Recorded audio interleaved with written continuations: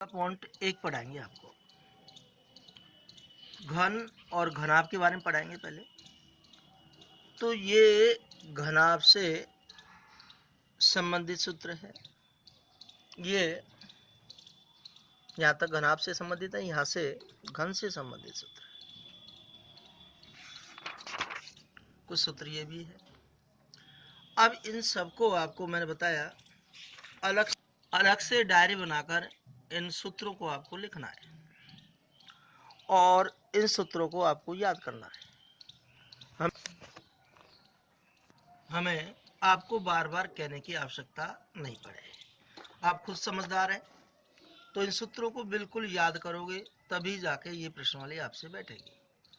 आपसे 12वीं और 13वीं प्रश्नवाली बिना सूत्र के आपसे नहीं बैठेगी।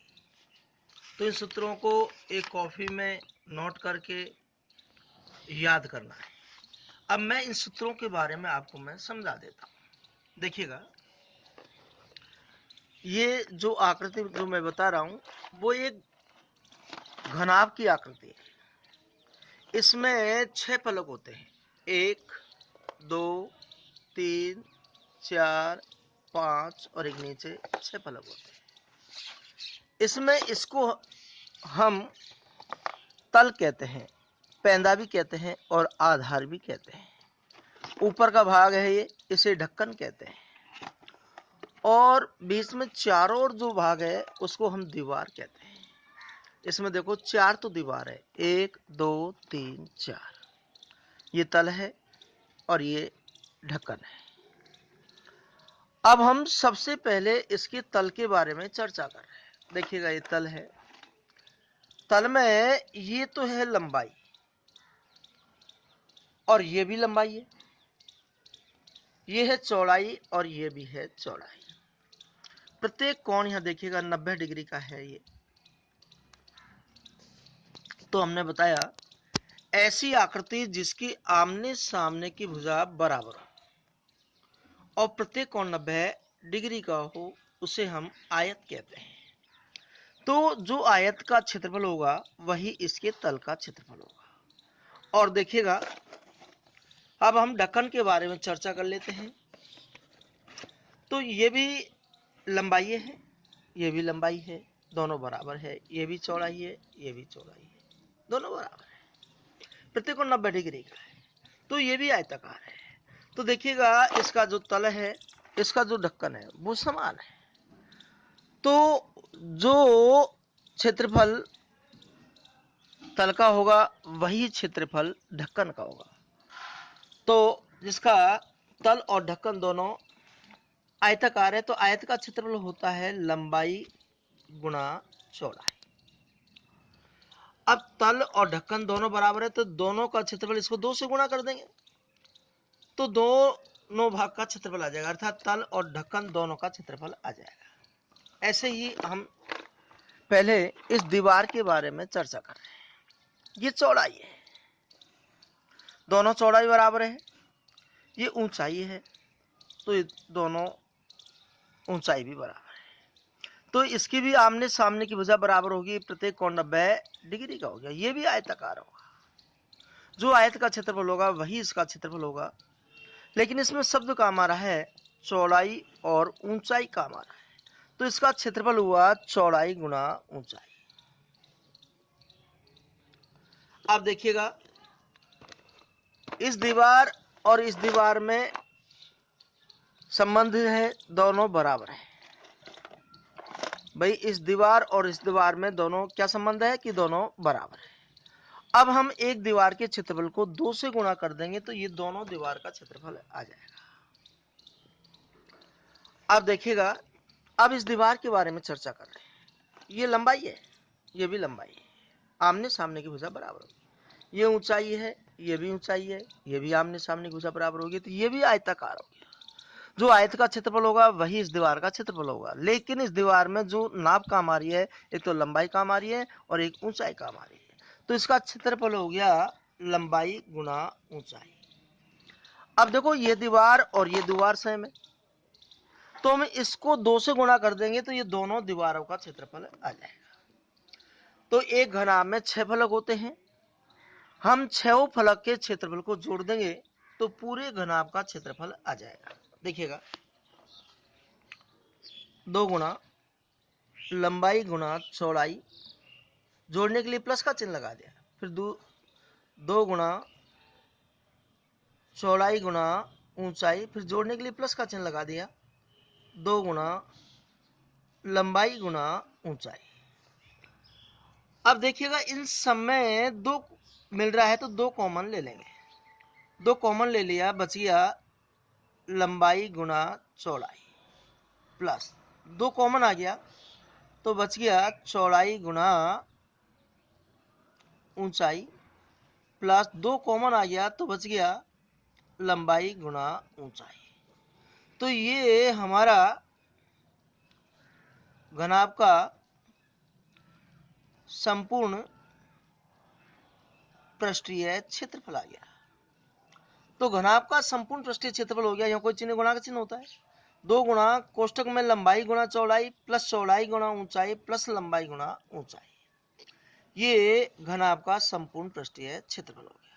अब देखिएगा, घनाभ में जो नाप होती है, ये लंबाई है, ये चौड़ाई है और ये ऊंचाई है, और इसमें 12 किनारे होते हैं, 1 2 3 4, 4 ही नीचे होते हैं, 5 6 7 8 9 10 11 12। एक घनाभ में 12 किनारे होते हैं, 8 शीर्ष होते हैं। शीर्ष देखिएगा, 1 2 3 4 5 6 7 8। तो देखिएगा, अब मैं आपको इसके और सूत्रों के बारे में समझा देता हूं। ये घनाभ का संपूर्ण पृष्ठीय क्षेत्रफल देखो, मैंने आपको लिखा दिया है यहाँ। घनाभ का संपूर्ण पृष्ठीय क्षेत्रफल 2 गुना कोष्टक में लंबाई गुना चौड़ाई प्लस चौड़ाई गुना ऊंचाई प्लस लंबाई गुना ऊंचाई। अब इसके तल के बारे में चर्चा करेंगे। मैंने बताया कि घनाभ का जो तल होता है वो आयताकार होता है। जो आयत का क्षेत्रफल होता है वही घनाभ के तल का क्षेत्रफल होता है। तो घनाभ के तल का क्षेत्रफल हो गया लंबाई गुना चौड़ाई।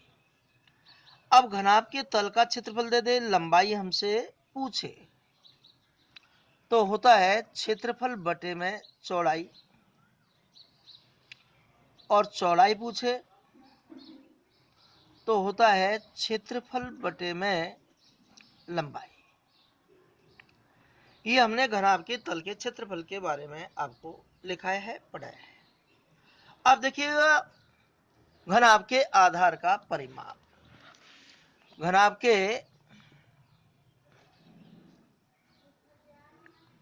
आधार का परिमाप। अब आपको बताया कि जो घनाभ का जो आधार होता है, तल होता है, वो आयताकार होता है। जो आयत का परिमाप होगा वही इसके आधार का परिमाप होगा। तो आयत का परिमाप होता है 2 गुना कोष्टक में लंबाई प्लस चौड़ाई। तो घनाभ के आधार का परिमाप हो गया 2 गुना कोष्टक में लंबाई प्लस चौड़ाई। अब हमें घनाभ के आधार का परिमाप देगा और लंबाई चौड़ाई का योग पूछे, तो हम परिमाप में 2 का भाग दे देंगे तो लंबाई चौड़ाई का योग आ जाएगा। फिर लंबाई चौड़ाई योग में से लंबाई को घटा देंगे, चौड़ाई आ जाएगी, चौड़ाई को घटा देंगे, लंबाई आ जाएगी। ये हमने घनाभ के आधार के परिमाप के बारे में पढ़ा था। अब हम इसके आयतन के बारे में पढ़ेंगे। देखो, आयतन किसे कहते हैं? जो वस्तु वायुमंडल में जितना स्थान घेरती है वह उसका आयतन कहलाता है। अब एक घनाभ है, घनाभ को हमने नीचे तल में रख दिया, नीचे फर्श में रख दिया, तो फर्श में इसने कितनी जगह घेरी? इसके तल के बराबर घेरी। तो इसका तल का क्षेत्रफल होता है लंबाई गुना चौड़ाई होता है। और देखो, जो नीचे जगह घेरी उसी आकार में इसकी ऊंचाई बढ़ती जा रही है। आकार तो उतना ही है जितना तल में इसने जगह घेरी है, लेकिन केवल इसकी ऊंचाई बढ़ती जा रही है। तो इसको हम ऊंचाई से गुणा कर देंगे तो ये घनाभ का आयतन आ जाएगा। तो घनाभ का आयतन हो गया लंबाई गुणा चौड़ाई गुणा ऊंचाई या तल का क्षेत्रफल गुणा ऊंचाई होता है। अब देखिएगा आगे, घनाभ का आयतन दे दे, लंबाई हमसे पूछे। लंबाई पूछे तो आयतन बराबर होता है लंबाई गुणा चौड़ाई गुणा ऊंचाई। अब इसका मान तो दे रखा है, लंबाई पूछे, लंबाई को हटा दो, चौड़ाई और ऊंचाई को इसके नीचे रख देंगे। चौड़ाई बराबर होता है आयतन बटे में चौड़ाई को हटा दो, लंबाई गुणा ऊंचाई होता है। अब ऊंचाई पूछे तो ऊंचाई को हटा दो, आयतन बटे में लंबाई गुणा चौड़ाई या आयतन बटे में तल का क्षेत्रफल होता है। अब देखिएगा